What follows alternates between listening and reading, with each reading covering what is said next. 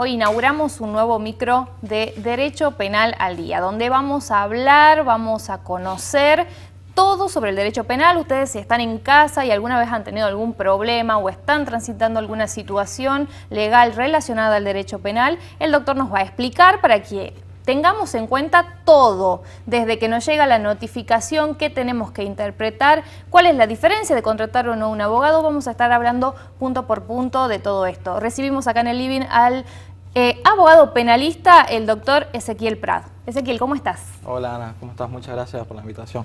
Bueno, la idea es arrancar un micro que se llame Derecho Penal al Día para que todos nuestros oyentes estén informados y obviamente pequeño asesoramiento para tener en cuenta qué tienen que hacer ante las situaciones, ¿no? Lo que más se pregunta es, cuando me hacen una denuncia, o sea, me denuncian, me llega una notificación a la casa, ¿qué tengo que hacer? Bien, lo primero, cuando te llega una denuncia, tomás conocimiento que te denunciaron o quizás te dijeron, bueno, me denunciaron. Lo primero que la recomendación es buscar tu abogado de confianza, ¿sí? En caso, obviamente, una denuncia penal, siempre 100% recomendable que se busque un abogado penalista, un abogado que trabaje, que esté especializado en esta rama del derecho, ¿sí? Eso es fundamental, muy fundamental a mi criterio. Bien, por ejemplo, me llega la notificación, cuando yo la estoy leyendo, ¿qué es lo que tengo que primero individualizar para saber de qué me acusan? ¿Cómo tengo que hacer para leer ese primer contacto que tengo con la justicia? Bien, primero habría que aclarar cuándo te puedes considerar imputado, ¿sí? Bien. Es a través de una denuncia o una querella y también a través de algún acto de procedimiento que realice ya sea la Fiscalía o la Policía en contra de tu persona. Esto, por ejemplo, es un allanamiento, por ejemplo, que realiza un allanamiento en tu domicilio, ahí te podés considerar imputada. ¿Por qué es importante esto? Porque a partir de que vos te consideras imputada, o sea, que la ley, el Código Procesal Penal legisla esta parte, te considera imputado, ahí hay una serie de derechos, ¿sí?, que se habilitan. Como te decía, primero, a que contes con tu abogado de confianza, segundo, a ser informado de qué es la denuncia, de qué trata, quién es la autoridad judicial que interviene, ¿sí? Son varios derechos importantísimos que uno tiene que tener en cuenta. Así es. O sea que el primer contacto primero es analizar, leer y que nos tienen que explicar. En este caso, ¿quién nos notificaría, por ejemplo, en el caso de un allanamiento? Bien, el caso de un allanamiento obviamente lo realiza la policía, ¿sí?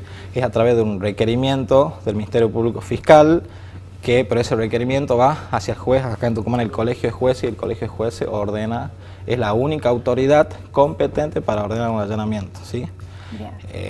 Como te decía, quizás te puede llegar la notificación, la primera notificación que quizás te podría llegar, vamos a algo práctico, sería, por ejemplo, un decreto de apertura de la investigación que se llama, que para que la gente entienda, es una notificación donde ahí se te informa cuál es el hecho por el que se te investiga, cuál es el delito que se está investigando, cuáles serían las evidencias y también te dice quién es la fiscalía, ¿sí? Eso es se llama decreto de apertura de investigación. Otra notificación que te podría llegar quizás conjuntamente con el decreto de apertura, que hoy es muy común, por ejemplo, una orden de restricción o una protección de personas, ¿sí? Bien, en este caso, por ejemplo, me llega una notificación de que me tengo que presentar en la comisaría. ¿Qué es lo que tengo que hacer? Porque por lo general la gente tiene miedo, ¿no? Y porque siempre dice, será llevado por la fuerza pública. ¿A qué hace mención con el será llevado a la fuerza pública y qué tengo que hacer, ¿no? Por ahí la gente tiene miedo, porque hay que ser realista. Cuando uno está alejado de lo que es el derecho, ir a tribunales, ir a la comisaría, comparecer, a la gente le da miedo, ¿no? ¿Cómo interpreto eso? Bien, una cuestión práctica quizás que podríamos hablar, esto de lo que vamos diciendo, que puede ser conducido por la fuerza pública, quizás te puedo decir a una audiencia, por ejemplo, de formulación de cargos, donde es la primera audiencia, por así decirlo, normalmente es multipropósito, donde ahí, como te decía, se le hacen conocer los hechos, la calificación legal, la evidencia ante un juez, ¿sí? Se lo acusa como formalmente en una audiencia, normalmente te llega una notificación. Así como vos decís, que si no se presenta puede ser conducido con la fuerza pública porque es fundamental que la persona denunciada, imputada, esté presente en esa audiencia. Bien, y cuando hablamos de denunciado o imputado, ¿quiere decir culpable? No, no, para nada. Bueno, lamentablemente creo que hoy en la sociedad se confunde mucho esto. Acusación con culpabilidad. algo totalmente diferente. Cualquier persona se la puede denunciar, pero ya otra cosa, de que sea culpable es diferente. Es más, desde que inicia una denuncia, desde que se inicia una causa, sea el delito que sea, lo más aberrante o no, toda persona es considerada inocente hasta que se demuestre lo contrario, que es en un juicio. ¿Sí? Bien, o sea que la persona es culpable cuando ya un juez así lo determina. Así es, sí, hay, bueno, por ejemplo, está legislado dos alternativas, por así decirlo, más que alternativas, de dos maneras. Una, por ejemplo, un juicio abreviado, donde la persona, el denunciado, imputado, asume la culpabilidad, la responsabilidad de los hechos, donde hace un acuerdo entre el imputado con la fiscalía, y obviamente el imputado con asesoramiento de su defensor, o si no, ya en un debate oral y público, luego de que hubo examen, contraexamen de testigos, los alegatos y la sentencia final, si un juez lo encuentra culpable, ahí recién sí. Pero hay que recordar que todavía después de eso hay instancia recursiva de apelación. Bien. La otra pregunta es, ¿cuánto tiempo dura un proceso penal? Porque la persona que está imputada y que está transitando está ansiosa, está sufriendo esa situación. ¿Cuánto tiempo dura? Bien, hay que diferenciar, ¿sí? Esto sí es un tema mucho más amplio, quizás lo podemos ampliar en otra ocasión, pero ahora para resumirte, desde que te notifican el decreto de apertura de investigación, nuestro Código Procesal Penal del Tucumán te da el plazo al Ministerio Público Fiscal de 3 años, ¿sí? Que dura la investigación. Pero ya cuando te realizan esta audiencia que te contaba, que después, te repito, la desarrollaremos más en profundidad, que es una audiencia de formulación de cargos, ahí el plazo genérico, por así decirlo, que se pueden dar algunas prórrogas, es de 6 meses. Bien. Ahora, otra de las cuestiones y situaciones y preguntas que se hace la gente. Sí. ¿Abogado particular o defensor oficial? ¿Cuál es la diferencia entre yo contrato a mi abogado, que por ahí tiene un costo alto, o que por ahí la gente dice, bueno, invierto, voy a una defensa particular, o acepto el abogado que me da el Estado? ¿Cuál es la diferencia entre uno y otro para tener en cuenta en casa si en algún momento nos toca estar en una situación similar? Bien, primero aclarar que yo considero que hay excelentes defensores oficiales, defensores penales, pero también sí considero que hay diferencias, ¿sí?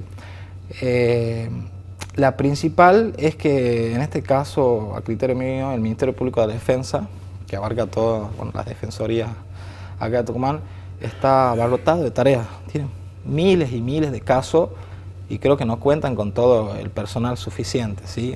Eso principalmente.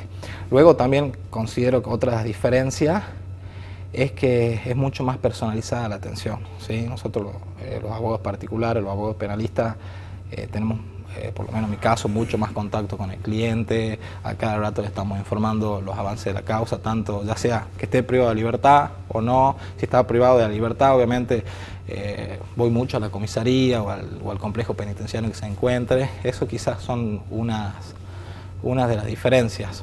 Si bien también es importante resaltar que la sociedad sepa que, bueno, que es un derecho, si en caso de que una persona denunciada esté detenida, tiene que contar con su abogado. Si no puede pagar un abogado particular, bueno, sí puede acceder a un defensor de oficio del Estado. Pero es diferente en el caso de las víctimas, ¿sí?